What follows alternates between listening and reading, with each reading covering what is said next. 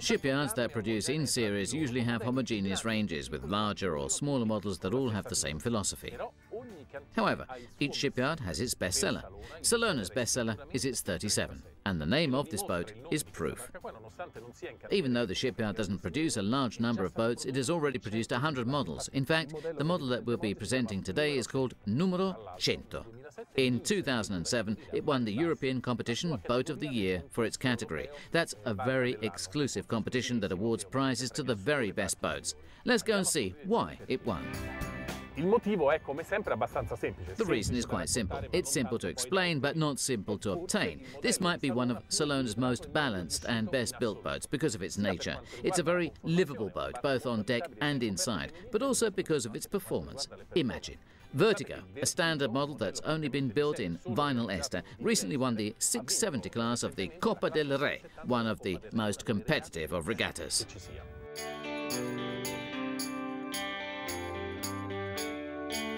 The design process of the 37 is no different from that of the other Salona models. The J&J studio was used for the projects and Maurizio Cossuti did the optimization aimed at the racing aspect. However, the 37 has something special about it, both in terms of performance and aesthetics. Despite the excellent habitability, the whole hull deck house is particularly well balanced and successful, making it one of the most elegant, fast cruisers on the market. In line with the other models, the standard 37 is a sandwich of polyester with structural steel spider drowned in fiberglass. However, this fast cruiser has the possibility of upgrades with an infused lamination of vinyl up to the IBC version that's lightened and fully equipped for racing.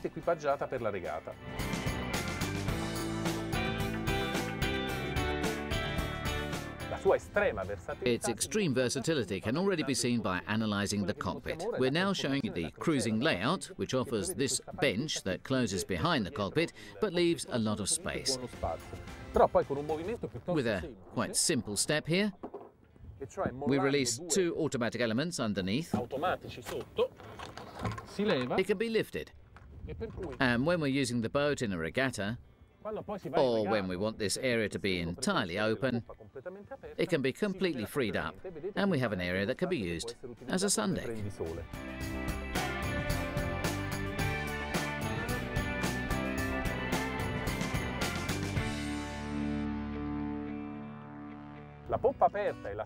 The stern is open, and the lack of benches offers the possibility of opening an area that, although it's smaller than typical lockers under the seats, it's much more practical because it offers the chance to use the whole area without having to climb inside.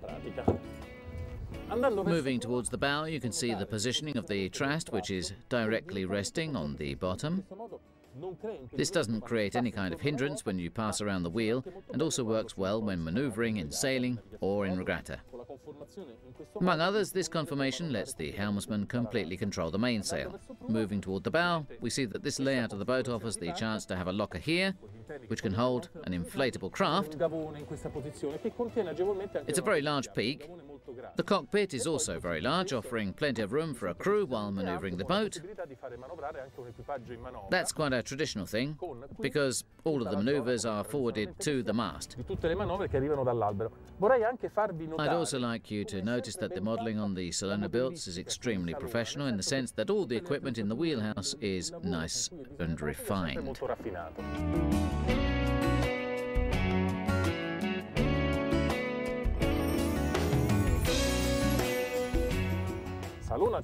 Salona has always used large and very handy side decks, and the 37 is no exception. Indeed, the setup of the deckhouse offers free side decks that are enriched with wooden gunwales. Here you can see that the spray hood has a cart which then wraps in everything, even when it's not used, so it's not cumbersome. The chain plates are inside. That's another piece of evidence that this boat is sporty. These are, of course, predominantly cruise boats, and therefore they offer an overlapping genoa. This is important and crucial because it allows for navigation without the use of a mainsail.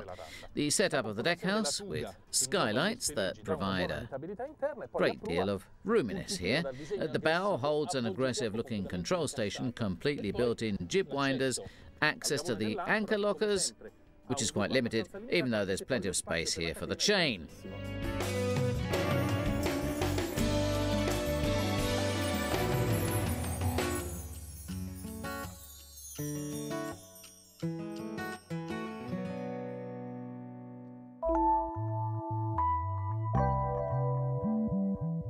A glance under the deck and you get an idea why the boat has become a bestseller. There's lots of space, just the right amount of light and height and functional ergonomics. There are practically no errors here. Even the style, the aesthetics, are more than pleasing. Look at the mapping table, which is nice and large and a well-studied table with a regular shape and some room for the electronics in this area, the electric panel, which can be completely opened and leaves more space for electronics. But even the fact that the opening goes from here to there gives the chance for a plotter in this area. On the opposite side, the kitchen is L-shaped and has room for storage. There are 3 drawers, deep shelves. The refrigerator has the problem that the opening isn't hinged, so that's a wee bit small, but it has decent volumes. Then there's some storage under the sink with 2 openings. Garbage can be mounted here, and so it's in solidarity with the door.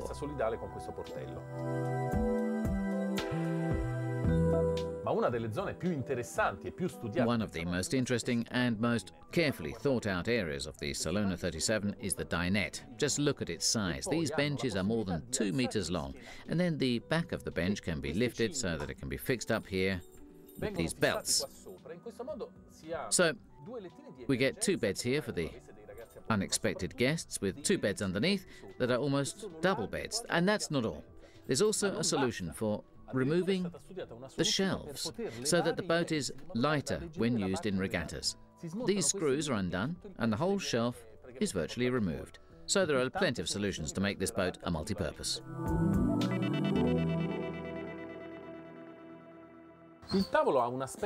The table isn't fantastically stable.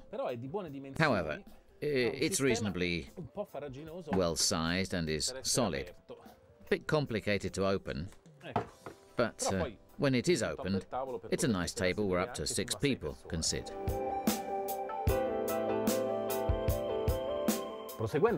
Continuing along the theme of versatility, the interior of the Salon 37 has 3 versions with substantial differences between them, from the most comprehensive and roomy, 3 cabins and 1 bathroom at the bow, a cruising boat with 2 cabins and 2 bathrooms with very complete bathrooms, up to the lightest, 2 cabins and 1 bath on the stern.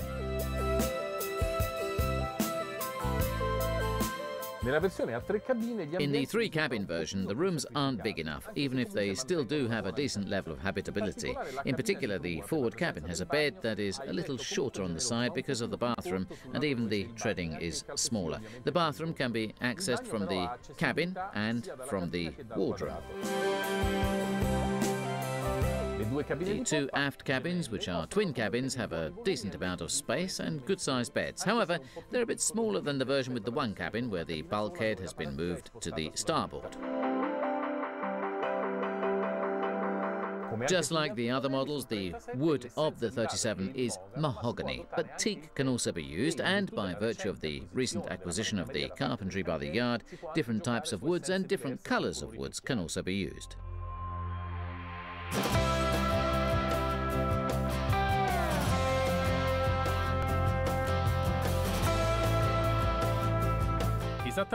Just like its general setup, even the sailing boat version of the 37 proves to be one of the best Salonas ever built, enough to deserve, in its category, the title of European Yacht of the Year 2007.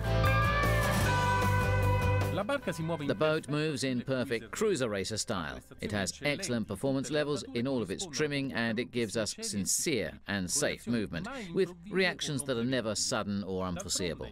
On the other hand, the IBC version has a lighter hull, and the sailing appendage plane is improved for racing. It's already shown great results in good level competitions, and has already won the 670 class in the famous Coppa del Re.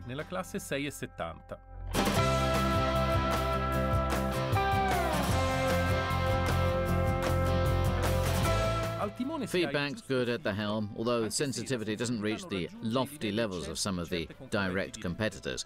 The helmsman has a comfortable position with the chance to sit upwind, resting a foot on the pedestal. From this position, the mainsail is controlled well, but the 6-1 traveller for the hoist rope can be difficult with a strong wind.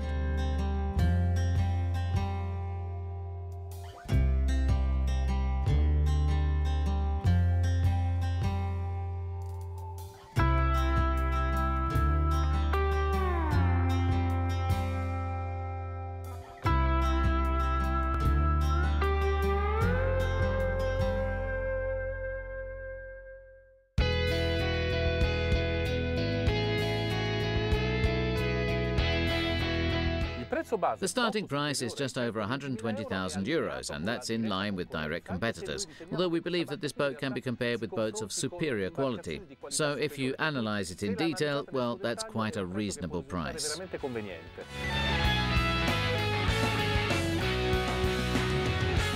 Our in-depth examination of the quality and performance of the Salona 37 will not only confirm the general rating that this boat has on the market. In fact, it's a beautiful boat aesthetically, and at the same time it's very practical and balanced in all its parts. It's been able to solve all the problems that it's had to face. Surely, one of the most interesting players on the market for fast cruisers is this, the Salona 37-footer.